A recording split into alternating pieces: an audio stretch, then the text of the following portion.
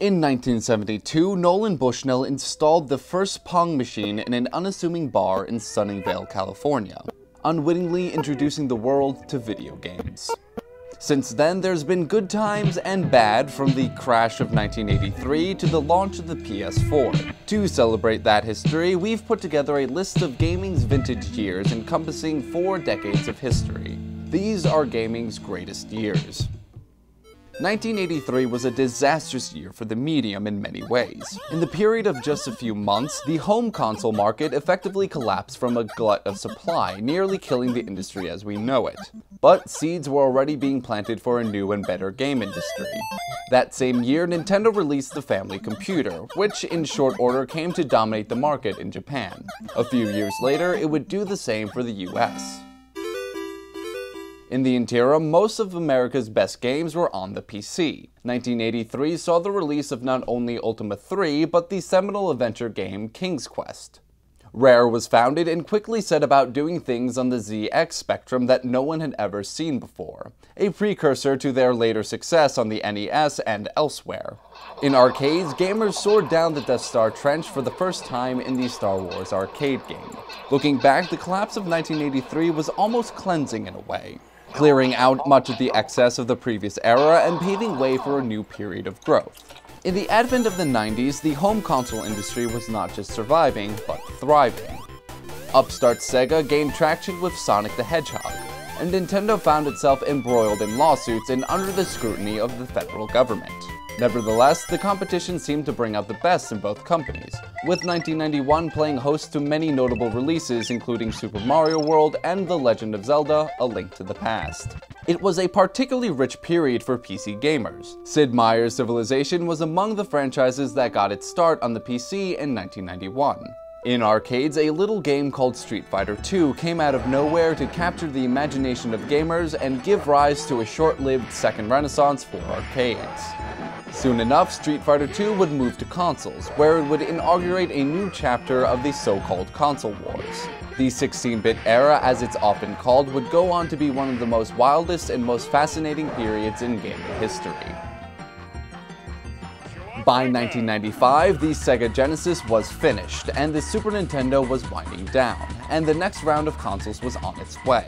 The Sega Saturn seemed well positioned to thrive in the 32-bit era, but they failed to reckon with the cunning and resources of Sony. When Sega tried to blitz PlayStation by rushing the Saturn into stores early, Sony's response was simple.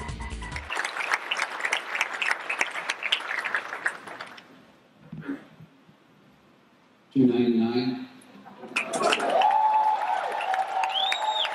By the end of the year, a new era had dawned. Tekken rose to compete with Virtua Fighter in the 3D fighter genre, and 3 doctors came together to found a little PC game studio in Edmonton called BioWare.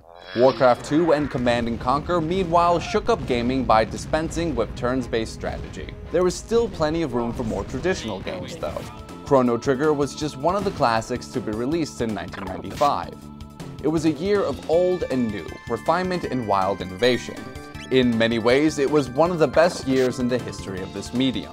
For as important as 1995 was though, it's hard to argue the sheer quality of 1998.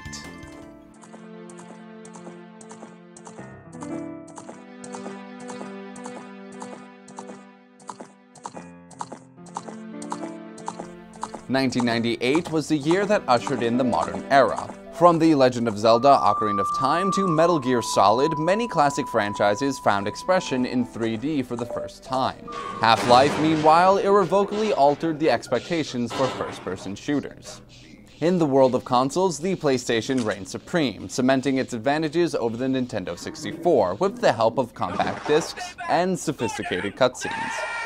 Then came Pokémon. Though it would do little to alter Nintendo's fortune in the console space, Pokémon's success was almost completely unprecedented. By that Christmas, Pikachu and the rest of Nintendo's Monster Menagerie had become household names.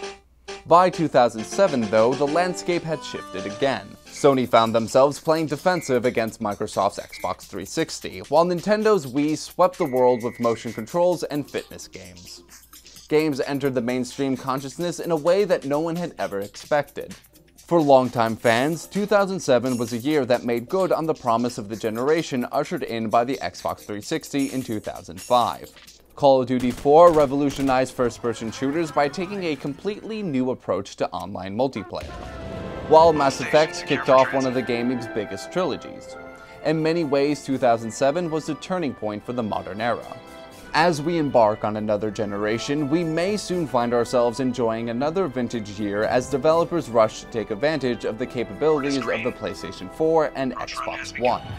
Between indies and ever more sophisticated online games like League of Legends, the face of gaming is changing faster than ever, with many great years still to come.